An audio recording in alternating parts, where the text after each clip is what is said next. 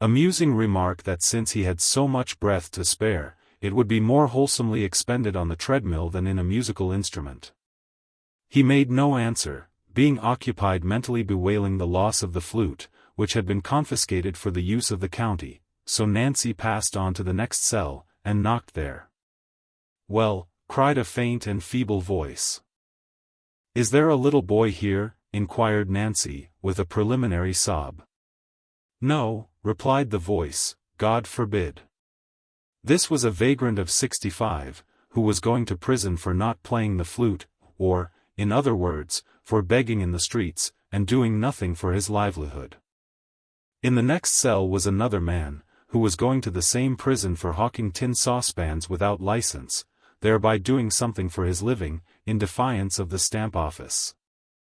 But, as neither of these criminals answered to the name of Oliver, or knew anything about him, Nancy made straight up to the bluff officer in the striped waistcoat, and with the most piteous wailings and lamentations, rendered more piteous by a prompt and efficient use of the street door key and the little basket, demanded her own dear brother. "I haven't got him, my dear," said the old man. "Where is he?" screamed Nancy, in a distracted manner. "Why, the gentleman's got him," replied the officer. "What gentleman?" "Oh, gracious heavens! What gentleman?" exclaimed Nancy. In reply to this incoherent questioning, the old man informed the deeply affected sister that Oliver had been taken ill in the office, and discharged in consequence of a witness having proved the robbery to have been committed by another boy, not in custody, and that the prosecutor had carried him away, in an insensible condition, to his own residence, of and concerning which, all the informant knew was, that it was somewhere in Pentonville, he having heard that word mentioned in the directions. To the coachman. In a dreadful state of doubt and uncertainty, the agonized young woman staggered to the gate, and then, exchanging her faltering walk for a swift run, returned by the most devious and complicated route she could think of, to the domicile of the Jew. Mr. Bill Sikes no sooner heard the account of the expedition delivered, than he very hastily called up the white dog, and, putting on his hat, expeditiously departed, without devoting any time to the formality of wishing the company good morning.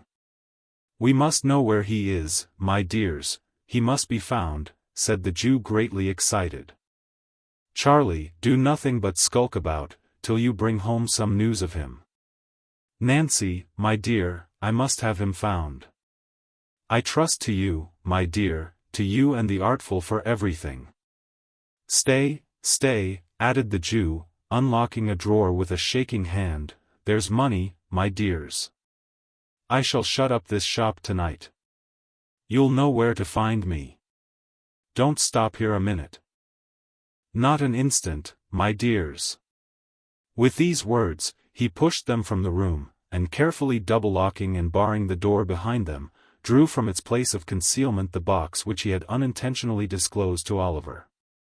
Then, he hastily proceeded to dispose the watches and jewelry beneath his clothing. A rap at the door startled him in this occupation. "Who's there?" he cried in a shrill tone. "Me," replied the voice of the Dodger, through the keyhole. "What now?" cried the Jew impatiently. "Is he to be kidnapped to the other Ken, Nancy says?" inquired the Dodger. "Yes," replied the Jew, "wherever she lays hands on him. Find him out, that's all. I shall know what to do next, never fear." The boy murmured a reply of intelligence, and hurried downstairs after his companions. "He has not peached so far," said the Jew as he pursued his occupation. "If he means to blab us among his new friends, we may stop his mouth yet." Chapter 14. Comprising further particulars of Oliver's stay at Mr. Brownlow's, with the remarkable prediction which one Amar Grimwig uttered concerning him, when he went out on an errand. Oliver soon recovering from the fainting fit into which Mr. Brownlow's abrupt exclamation had thrown him, the subject of the picture was carefully avoided, both by the old gentleman and Mrs. Bidwin, in the conversation that ensued, which indeed bore no reference to Oliver's history or prospects, but was confined to such topics as might amuse without exciting him. He was still too weak to get up to breakfast, but, when he came down into the housekeeper's room next day, his first act was to cast an eager glance at the wall, in the hope of again looking on the face of the beautiful lady. His expectations were disappointed, however, for the picture had been removed. "Ah," said the housekeeper, watching the direction of Oliver's eyes. "It is gone, you see." "I see it is, ma'am," replied Oliver. "Why have they taken it away?" "It has been taken down, child, because Mr. Brownlow said, that as it seemed to worry you, perhaps it might prevent your getting well, you know," rejoined the old lady. "Oh, no, indeed. It didn't worry me, ma'am," said Oliver. "I liked to see it. I quite loved it." "Well, well," said the old lady, good-humoredly, "you get well as fast as ever you can, dear, and it shall be hung up again. There. I promise you that. Now, let us talk about something else." This was all the information Oliver could obtain about the picture at that time. As the old lady had been so kind to him in his illness, he endeavored to think no more of the subject just then, so he listened attentively to a great many stories she told him, about an amiable and handsome daughter of hers, who was married to an amiable and handsome man, and lived in the country, and about a son, who was clerk to a merchant in the West Indies, and who was, also, such a good young man, and wrote such dutiful letters home 4 times a year, that it brought the tears into her eyes to talk about them. When the old lady had expatiated, a long time, on the excellences of her children, and the merits of her kind good husband besides, who had been dead and gone, poor dear soul, just 26 years, it was time to have tea. After tea she began to teach Oliver cribbage, which he learnt as quickly as she could teach, and at which game they played, with great interest and gravity, until it was time for the invalid to have some warm wine and water, with a slice of dry toast, and then to go cosily to bed. They were happy days, those of Oliver's recovery. Everything was so quiet, and neat, and orderly, everybody so kind and gentle, that after the noise and turbulence in the midst of which he had always lived, it seemed like heaven itself. He was no sooner strong enough to put his clothes on, properly, than Mr. Brownlow caused a complete new suit, and a new cap, and a new pair of shoes, to be provided for him. As Oliver was told that he might do what he liked with the old clothes, he gave them to a servant who had been very kind to him, and asked her to sell them to a Jew, and keep the money for herself. This she very readily did, and, as Oliver looked out of the parlor window, and saw the Jew roll them up in his bag and walk away, he felt quite delighted to think that they were safely gone, and that there was now no possible danger of his ever being able to wear them again. They were sad rags, to tell the truth, and Oliver had never had a new suit before. One evening, about a week after the affair of the picture, as he was sitting talking to Mrs. Bedwin, there came a message down from Mr. Brownlow, that if Oliver Twist felt pretty well, he should like to see him in his study, and talk to him a little while. "Bless us, and save us! Wash your hands, and let me part your hair nicely for you, child," said Mrs. Bedwin. "Dear heart alive! If we had known he would have asked for you, we would have put you a clean collar on, and made you as smart as sixpence." Oliver did as the old lady bade him, and, although she lamented grievously, meanwhile, that there was not even time to crimp the little frill that bordered his shirt collar, he looked so delicate and handsome, despite that important personal advantage, that she went so far as to say, looking at him with great complacency from head to foot, that she really didn't think it would have been possible, on the longest notice, to have made much difference in him for the better. Thus encouraged, Oliver tapped at the study door. On Mr. Brownlow calling to him to come in, he found himself in a little back room, quite full of books, with a window, looking into some pleasant little gardens. There was a table drawn up before the window, at which Mr. Brownlow was seated reading. When he saw Oliver, he pushed the book away from him, and told him to come near the table, and sit down. Oliver complied, marveling where the people could be found to read such a great number of books as seemed to be written to make the world wiser. Which is still a marvel to more experienced people than Oliver Twist, every day of their lives. "There are a good many books, are there not, my boy?" said Mr. Brownlow, observing the curiosity with which Oliver surveyed the shelves that reached from the floor to the ceiling. "A great number, sir," replied Oliver. "I never saw so many." "You shall read them, if you behave well," said the old gentleman kindly, "and you will like that, better than looking at the outsides, that is, some cases, because there are books of which the backs and covers are by far the best parts." "I suppose they are those heavy ones, sir," said Oliver, pointing to some large quartos, with a good deal of gilding about the binding. "Not always those," said the old gentleman, patting Oliver on the head, and smiling as he did so, "there are other equally heavy ones, though of a much smaller size." "How should you like to grow up a clever man, and write books, eh?" "I think I would rather read them, sir," replied Oliver. "What? Wouldn't you like to be a book writer?" said the old gentleman. Oliver considered a little while, and at last said, he should think it would be a much better thing to be a bookseller, upon which the old gentleman laughed heartily, and declared he had said a very good thing. Which Oliver felt glad to have done, though he by no means knew what it was. "Well, well," said the old gentleman, composing his features.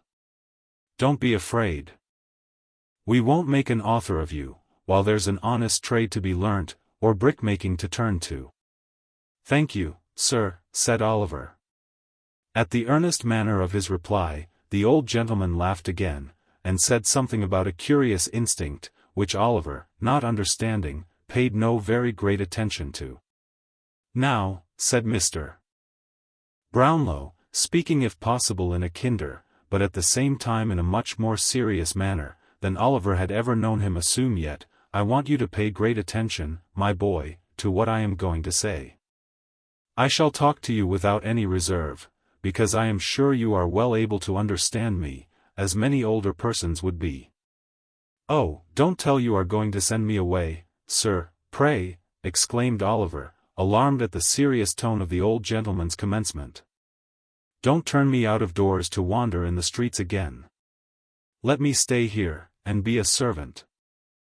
Don't send me back to the wretched place I came from. Have mercy upon a poor boy, sir." "My dear child," said the old gentleman, moved by the warmth of Oliver's sudden appeal, "you need not be afraid of my deserting you, unless you give me cause." "I never, never will, sir," interposed Oliver. "I hope not," rejoined the old gentleman. "I do not think you ever will.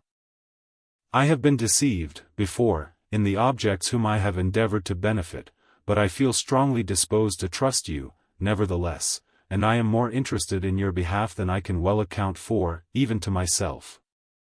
The persons on whom I have bestowed my dearest love, lie deep in their graves, but, although the happiness and delight of my life lie buried there too, I have not made a coffin of my heart, and sealed it up, forever, on my best affections.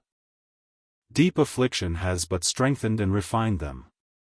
As the old gentleman said this in a low voice, more to himself than to his companion, and as he remained silent for a short time afterwards, Oliver sat quite still. "Well, well," said the old gentleman at length, in a more cheerful tone, "I only say this, because you have a young heart, and knowing that I have suffered great pain and sorrow, you will be more careful, perhaps, not to wound me again. You say you are an orphan, without a friend in the world. All the inquiries I have been able to make, confirm the statement. Let me hear your story, where you come from, who brought you up, and how you got into the company in which I found you. Speak the truth, and you shall not be friendless while I live." Oliver's sobs checked his utterance for some minutes, when he was on the point of beginning to relate how he had been brought up at the farm and carried to the workhouse by Mr. Bumble. A peculiarly impatient little double knock was heard at the street door, and the servant, running upstairs, announced Mr. Grimwig. "Is he coming up?" inquired Mr. Brownlow. "Yes, sir," replied the servant. He asked if there were any muffins in the house, and, when I told him yes, he said he had come to tea. Mr. Brownlow smiled, and, turning to Oliver, said that Mr. Grimwig was an old friend of his, and he must not mind his being a little rough in his manners, for he was a worthy creature at bottom, as he had reason to know. "Shall I go downstairs, sir?" inquired Oliver. "No," replied Mr. Brownlow, "I would rather you remained here." At this moment, there walked into the room, supporting himself by a thick stick, a stout old gentleman, rather lame in one leg, who was dressed in a blue coat, striped waistcoat, nankeen breeches and gaiters, and a broad-brimmed white hat, with the sides turned up with green. A very small plaited shirt frill stuck out from his waistcoat, and a very long steel watch chain, with nothing but a key at the end, dangled loosely below it. The ends of his white neckerchief were twisted into a ball about the size of an orange. The variety of shapes into which his countenance was twisted defy description. He had a manner of screwing his head on one side when he spoke, and of looking out of the corners of his eyes at the same time, which irresistibly reminded the beholder of a parrot. In this attitude, he fixed himself, the moment he made his appearance, and, holding out a small piece of orange peel at arm's length, exclaimed, in a growling, discontented voice, "Look here. Do you see this? Isn't it a most wonderful and extraordinary thing that I can't call at a man's house but I find a piece of this poor surgeon's friend on the staircase? I've been lamed with orange peel once, and I know orange peel will be my death, or I'll be content to eat my own head, sir." This was the handsome offer with which Mr. Grimwig backed and confirmed nearly every assertion he made, and it was the more singular in his case, because, even admitting for the sake of argument, the possibility of scientific improvements being brought to that pass which will enable a gentleman to eat his own head in the event of his being so disposed, Mr. Grimwig's head was such a particularly large one, that the most sanguine man alive could hardly entertain a hope of being able to get through it at a sitting, to put entirely out of the question, a very thick coating of powder. "I'll eat my head, sir," repeated Mr. Grimwig, striking his stick upon the ground. "Hullo! What's that?" looking at Oliver, and retreating a pace or two. "This is young Oliver Twist, whom we were speaking about," said Mr. Brownlow. Oliver bowed. "You don't mean to say that's the boy who had the fever, I hope?" said Mr. Grimwig, recoiling a little more. "Wait a minute. Don't speak. Stop," continued Mr. Grimwig, abruptly, losing all dread of the fever in his triumph at the discovery, "that's the boy who had the orange. If that's not the boy, sir, who had the orange, and threw this bit of peel upon the staircase, I'll eat my head, and his too." "No, no, he has not had one," said Mr. Brownlow, laughing. "Come. Put down your hat, and speak to my young friend." "I feel strongly on this subject, sir," said the irritable old gentleman, drawing off his gloves. "There's always more or less orange peel on the pavement in our street, and I know it's put there by the surgeon's boy at the corner. A young woman stumbled over a bit last night, and fell against my garden railings. Directly she got up I saw her look towards his infernal red lamp with the pantomime light. 'Don't go to him,' I called out of the window, 'he's an assassin. A man-trap. So he is.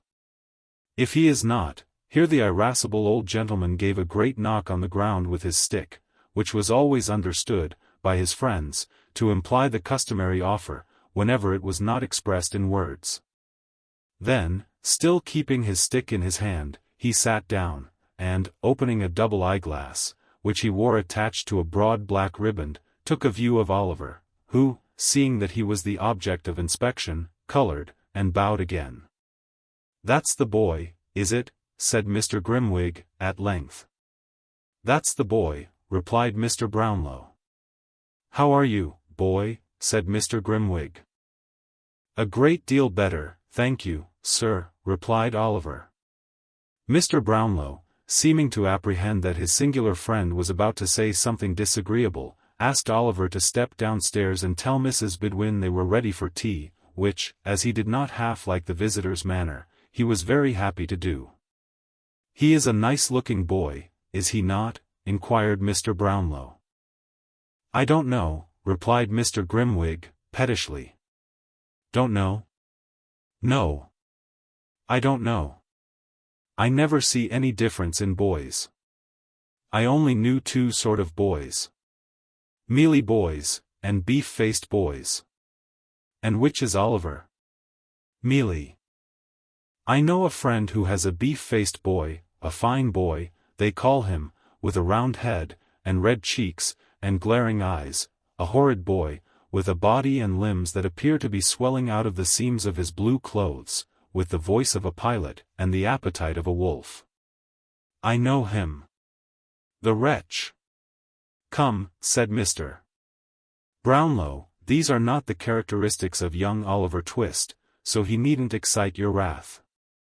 "They are not," replied Mr. Grimwig. "He may have worse." Here, Mr. Brownlow coughed impatiently, which appeared to afford Mr. Grimwig the most exquisite delight.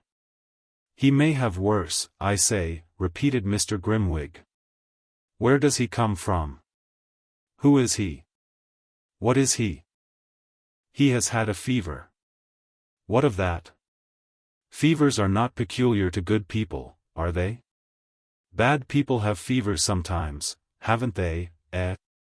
I knew a man who was hung in Jamaica for murdering his master. He had had a fever 6 times, he wasn't recommended to mercy on that account." "Pooh! Nonsense!" Now, the fact was, that in the inmost recesses of his own heart, Mr. Grimwig was strongly disposed to admit that Oliver's appearance and manner were unusually prepossessing, but he had a strong appetite for contradiction, sharpened on this occasion by the finding of the orange peel, and, inwardly determining that no man should dictate to him whether a boy was well-looking or not, he had resolved, from the first, to oppose his friend. When Mr.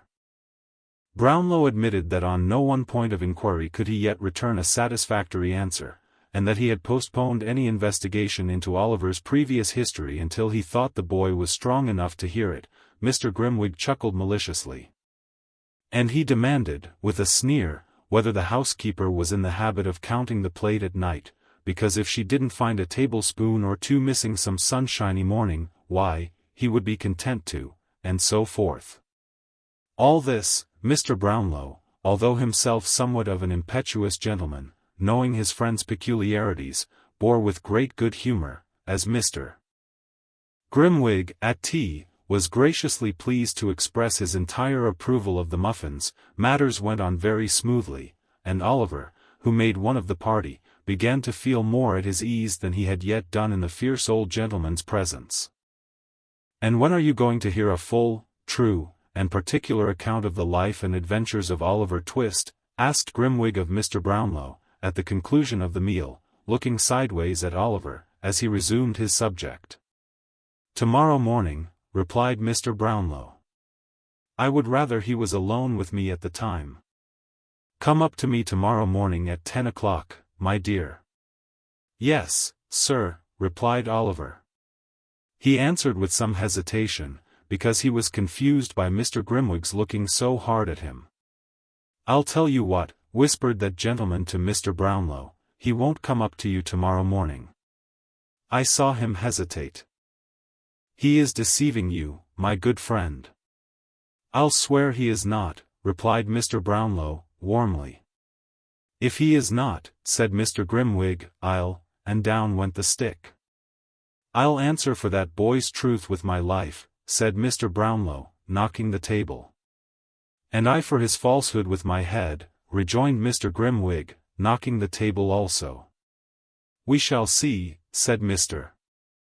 Brownlow, checking his rising anger. "We will," replied Mr. Grimwig, with a provoking smile, "we will." As fate would have it, Mrs. Bidwin chanced to bring in, at this moment, a small parcel of books, which Mr. Brownlow had that morning purchased of the identical bookstall keeper, who has already figured in this history. Having laid them on the table, she prepared to leave the room. "Stop the boy, Mrs. Bidwin," said Mr. Brownlow, "there is something to go back."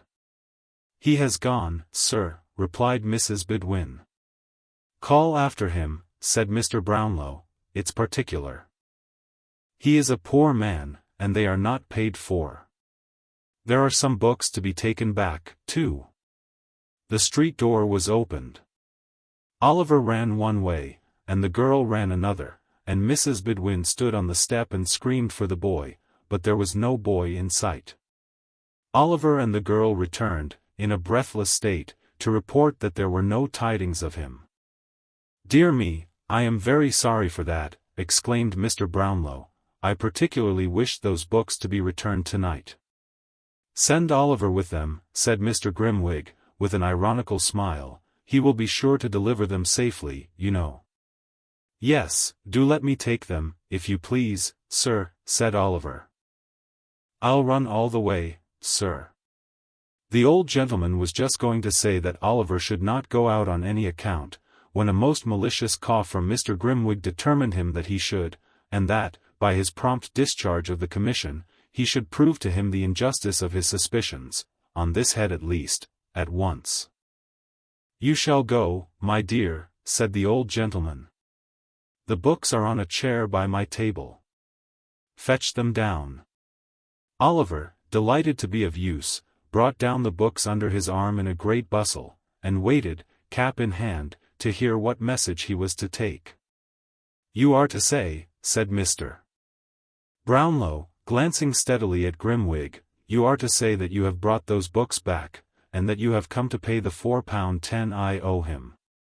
This is a £5 note, so you will have to bring me back 10 shillings change." "I won't be 10 minutes, sir," said Oliver, eagerly. Having buttoned up the banknote in his jacket pocket, and placed the books carefully under his arm, he made a respectful bow, and left the room. Mrs. Bidwin followed him to the street door, giving him many directions about the nearest way, and the name of the bookseller, and the name of the street, all of which Oliver said he clearly understood. Having superadded many injunctions to be sure and not take cold, the old lady at length permitted him to depart. "Bless his sweet face," said the old lady, looking after him. "I can't bear, somehow, to let him go out of my sight." At this moment, Oliver looked gaily round, and nodded before he turned the corner. The old lady smilingly returned his salutation, and, closing the door, went back to her own room. "Let me see, he'll be back in 20 minutes, at the longest," said Mr. Brownlow, pulling out his watch, and placing it on the table. "It will be dark by that time." "Oh! You really expect him to come back, do you?" inquired Mr. Grimwig. "Don't you?" asked Mr. Brownlow, smiling. The spirit of contradiction was strong in Mr. Grimwig's breast, at the moment, and it was rendered stronger by his friend's confident smile. "No," he said, smiting the table with his fist, "I do not. The boy has a new suit of clothes on his back, a set of valuable books under his arm, and a £5 note in his pocket. He'll join his old friends the thieves, and laugh at you. If ever that boy returns to this house, sir, I'll eat my head." With these words he drew his chair closer to the table, and there the two friends sat, in silent expectation, with the watch between them. It is worthy of remark, as illustrating the importance we attach to our own judgments, and the pride with which we put forth our most rash and hasty conclusions, that, although Mr. Grimwig was not by any means a bad-hearted man, and though he would have been unfeignedly sorry to see his respected friend duped and deceived, he really did most earnestly and strongly hope at that moment, that Oliver Twist might not come back. It grew so dark, that the figures on the dial plate were scarcely discernible, but there the two old gentlemen continued to sit, in silence, with the watch between them. Chapter 15. Showing how very fond of Oliver Twist, the merry old Jew and Miss Nancy were in the obscure parlor of a low public house, in the filthiest part of Little Saffron Hill, a dark and gloomy den, where a flaring gaslight burnt all day in the winter time, and where no ray of sun ever shone in the summer. There sat, brooding over a little pewter measure and a small glass, strongly impregnated with the smell of liquor. A man in a velveteen coat, drab shorts, half-boots and stockings, whom even by that dim light no experienced agent of the police would have hesitated to recognize as Mr. William Sikes. At his feet sat a white-coated, red-eyed dog, who occupied himself, alternately, in winking at his master with both eyes at the same time, and in licking a large, fresh cut on one side of his mouth, which appeared to be the result of some recent conflict. "Keep quiet, you warmint. Keep quiet," said Mr. Sikes, suddenly breaking silence. Whether his meditations were so intense as to be disturbed by the dog's winking, or whether his feelings were so wrought upon by his reflections that they required all the relief derivable from kicking an unoffending animal to allay them, is matter for argument and consideration. Whatever was the cause, the effect was a kick and a curse, bestowed upon the dog simultaneously. Dogs are not generally apt to revenge injuries inflicted upon them by their masters, but Mr. Sikes's dog, having faults of temper in common with his owner, and laboring, perhaps, at this moment, under a powerful sense of injury, made no more ado but at once fixed his teeth in one of the half-boots. Having given in a hearty shake, he retired, growling, under a form, just escaping the pewter measure which Mr. Sikes levelled at his head. "You would you?" said Sikes, seizing the poker in one hand, and deliberately opening with the other a large clasp knife, which he drew from his pocket. "Come here, you born devil. Come here. D'ye hear?" The dog no doubt heard, because Mr. Sikes spoke in the very harshest key of a very harsh voice, but, appearing to entertain some unaccountable objection to having his